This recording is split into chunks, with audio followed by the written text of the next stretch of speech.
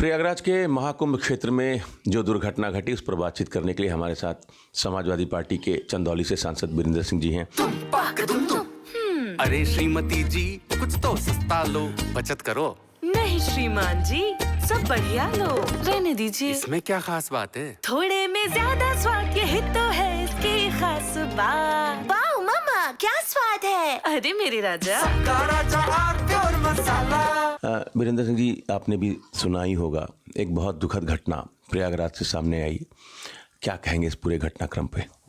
सबसे पहले दुर्घटना में बहुत से लोग जो घायल हुए हैं, जिनकी मृत्यु हो गई है, उनके प्रति मैं संवेदना व्यक्त करता हूँ और ईश्वर से प्रार्थना करता हूँ कि जो लोग घायल हुए हैं, जो तकलीफ में हैं, वो पूरी तरीके से स्वस्थ हो जाएं। और ये अपील करता हूँ प्रशासन से कि भीड़ के अनुसार जो व्यवस्था है उसको फिर से मूल्यांकन करें। ज़रूरत पड़ने पर बगल में बनारस में जो के बगल में पीएसी है, हमारे अन्य जो है संस्थाओं के जवान हैं, उनका भी उपयोग किया जाना चाहिए।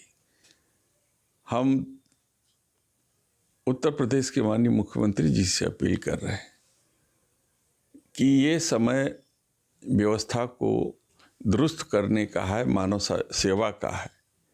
इसको अपने ईगो पर न ले। अगर ज़रूरत पड़े तो बगल में वहाँ पे मिलिट्री है, वहाँ के जवानों का भी उपयोग करके और वहाँ के भीड़ को संयमित तरीके से उनको जो है स्नान के बाद उनके घर तक पहुँचाने की व्यवस्था करें। और सभी में जो संस्थाएं हैं, जो सामाजिक सेवा में जुड़ी हुए हैं, जो अस्पताल हैं, जो वहाँ के जो स्वयंसेवी संस्थाएं हैं, उनसे भी मेरी अपील है कि सब लोग इस समय में जनता का साथ दें, उनको दिशा निर्देशन दें, गंतव्य स्थान तक पहुँचाएँ। उनको ज़रूरत पड़े तो नाश्ता भोजन का भी इंतज़ाम करें, दवा का भी इंतज़ाम करें, ताकि लोगों की आस्था जो महाकुंभ से जुड़ी है उस आस्था पर चोट न आवे। जी, अब तक तो बहुत सुंदर और सुचारू रूप से कुंभ चल रहा था। बहुत आराम से 7-8 करोड़ लोग नहा के यहाँ से जा भी चुके थे। एकाएक भीड़ बहुत ज़्यादा बढ़ गई। चूँकि 2013 में जब आपकी सरकार थी तब भी एकाएक भीड़ बढ़ने की वजह से ही उस समय भी दुर्घटना हुई थी, और इस बार भी भीड़ बहुत ज़्यादा बढ़ने की वजह से ही दुर्घटना हुई। तो आपको क्या लगता है, कहाँ प्रशासनिक चूक हुई, अधिकारियों की चूक थी, या वो समझ नहीं पाए जो लोग आ रहे थे? क्योंकि स्नान करने से किसी को रोका तो नहीं जा सकता है हमारे यहाँ। देखिए, ये दुर्भाग्यपूर्ण है कि रील से रैला को आमंत्रित किया गया। जो तमाम तरह की रील हीरो हीरोइनों को जो है महामंडलेश्वर की उपाधि दे करके और इस पवित्र पर्व का प्रचार किया गया, और ये प्रचार इस तरीके से रील के जरिए पूरे देश में फैला कि सब लोगों की उत्सुकता प्रयागराज की तरफ बढ़ गई।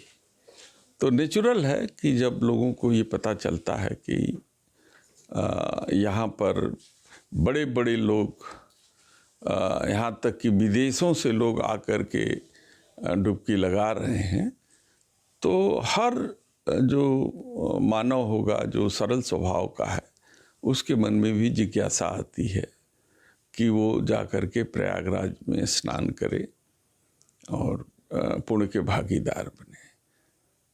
विदेशों से निमंत्रण दे करके पहली बार जो है प्रयागराज में स्नान करने हेतु बुला करके प्रचार प्रसार किया गया।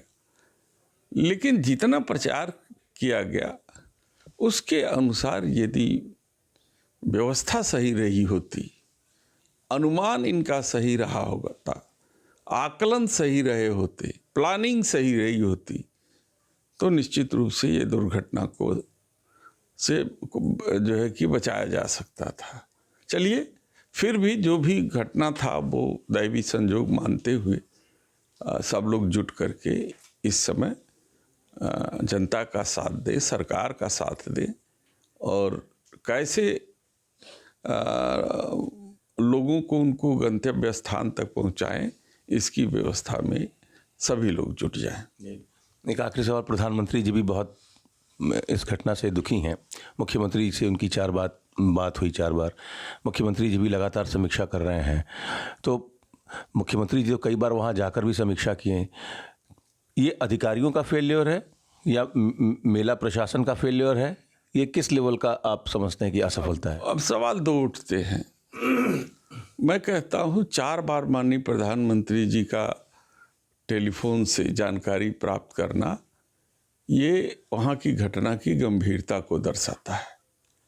दूसरा, कई बार मुख्यमंत्री जी का दौरा करना ये दर्शाता है कि केवल प्रचार के लिए माननीय मुख्यमंत्री जी गए हैं, व्यवस्था को ठीक करने की समीक्षा उन्होंने ठीक तरह से नहीं की होगी। इसको फिर इसमें हम, चूँकि मौका है नहीं इसको पॉलिटिकल बनाने का, लेकिन आप पॉलिटिकल बना रहे हैं। मुख्यमंत्री जी तो गंभीरता को समझते ही वहाँ जाकर समीक्षा बैठक कर रहे थे ना, कि उनको मालूम था कि 5-7 करोड़ से ज़्यादा लोग आएंगे, श्रद्धालु आएंगे, तो अधिकारी कम से कम अपनी जिम्मेदारी समझें, सुचारू व्यवस्था वहाँ लागू हो, क्राउड मैनेजमेंट प्रॉपर तरीके से काम करे। तो उनकी तो यही कोशिश थी।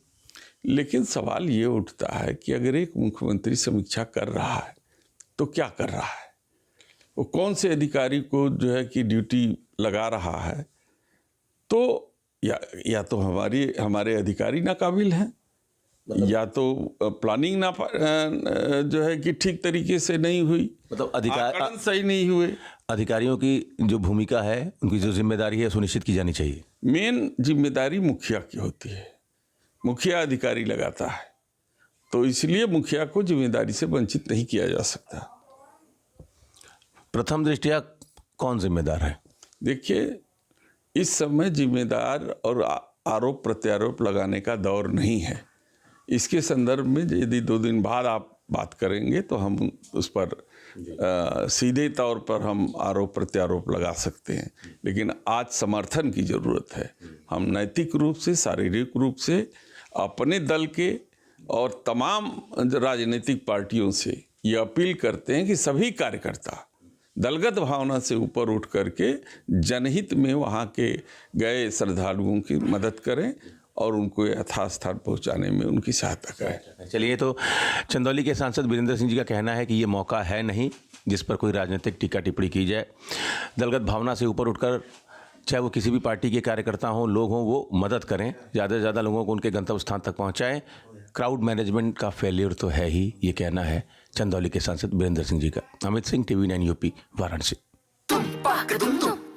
अरे श्रीमती जी, कुछ तो सस्ता लो, बचत करो। नहीं श्रीमान जी, सब बढ़िया लो, रहने दीजिए। इसमें क्या खास बात है? थोड़े में ज्यादा स्वाद, यही तो है इसकी खास बात। वाह मामा, क्या स्वाद है। अरे मेरे राजा, राजा मसाला।